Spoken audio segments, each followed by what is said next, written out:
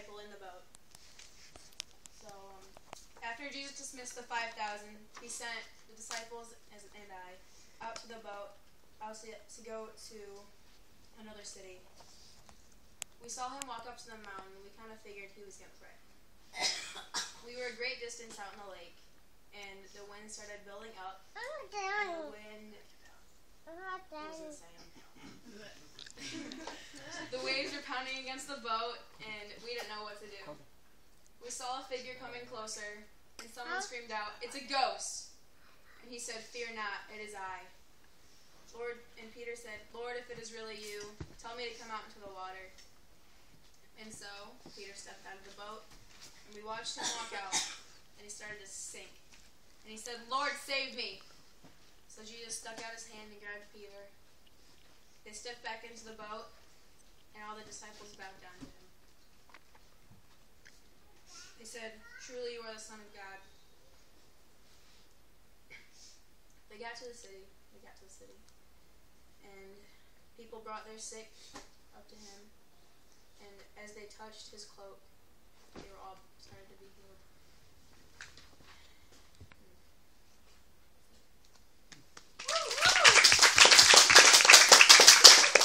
Now it's my turn.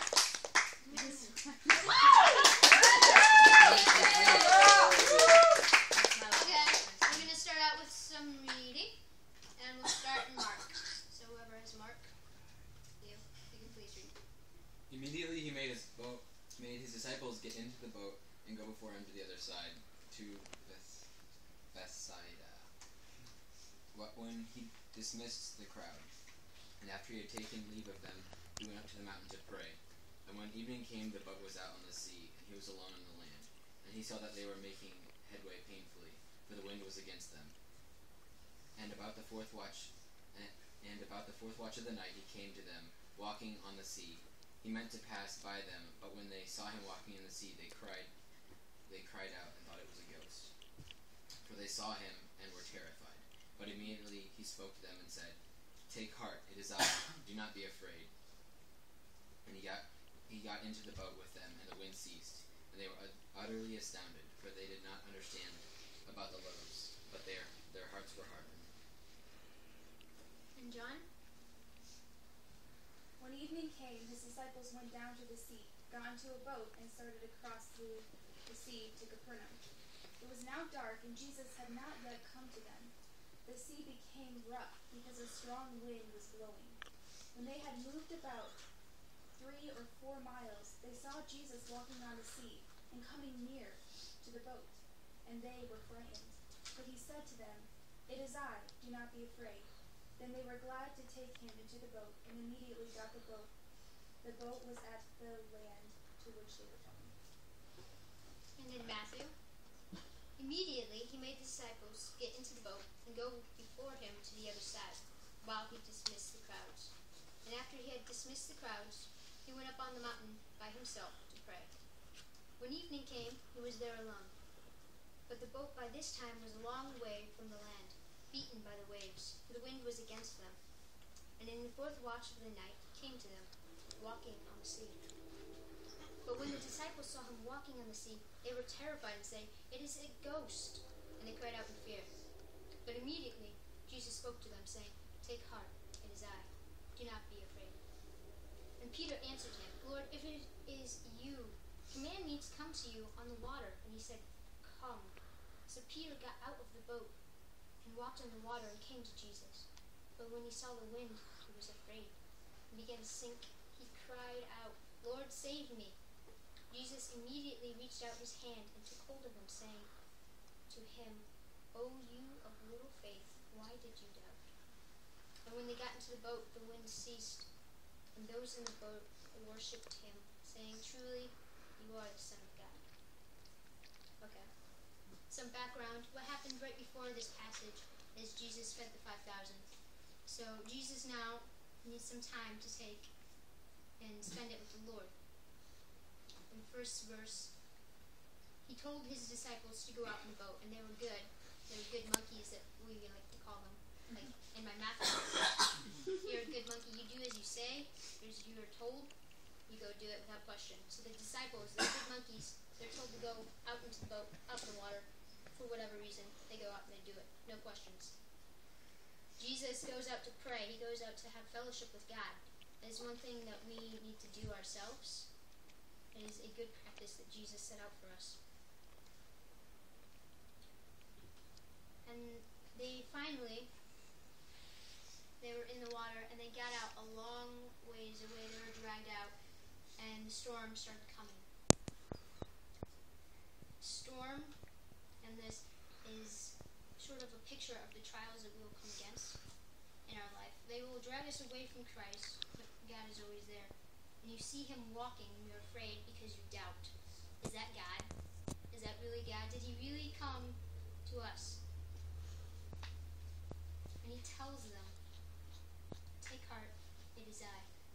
Do not be afraid. He tells us to not be afraid. And there is definitely one disciple in the boat, and it's Peter. I love Peter. And he says, Lord, if it is you, command me to come to you on the water. He wants proof that this is God. And, I mean, that's crazy, but he's willing to risk his life to know if it is God. And he's willing to put his life on the line to live for God. And God answers his prayer. He says, sure, come out to me. And he comes out. Jesus told him, if you keep your eyes on me, if you are satisfied in me, and you keep looking to me, you can walk on water. Peter walks out. But when he saw the wind, he looked away for one moment and started sinking. He looked away from Jesus. He looked away from Christ. He saw the wind. Now they're in the middle of a storm. The waves are getting huge. He's starting to doubt God because he thinks the waves are bigger than God, which is crazy because not true. And so then he noticed that he's sinking. He starts sinking and he cries out, Lord, save me. And then, Jesus waited a moment, thought, maybe I should. He decided to save him.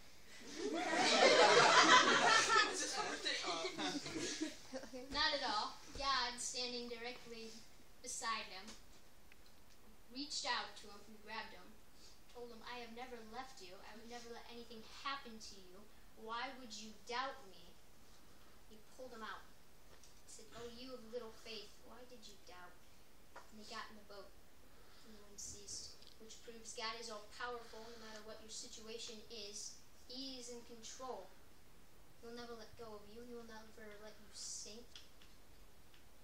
God is greater than all our fears.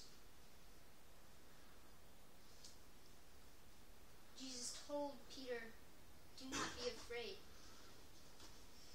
In the Bible it says, do not fear 365 times is enough for every day of the year.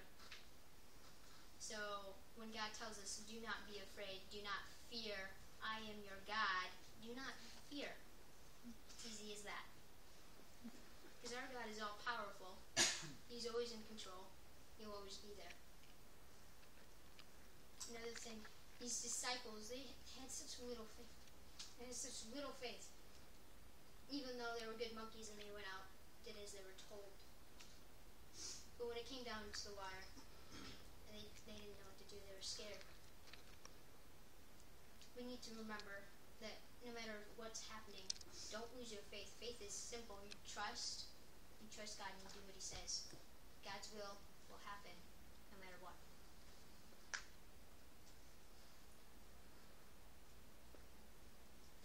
God also, Peter asked Peter, I love Peter.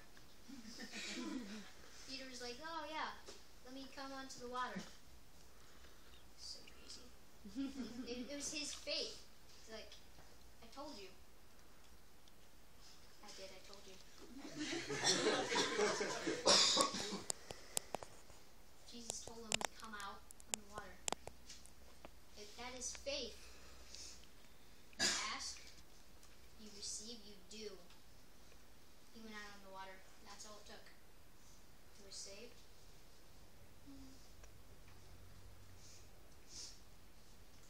We just need to remember how weak we are. We need to remember how strong God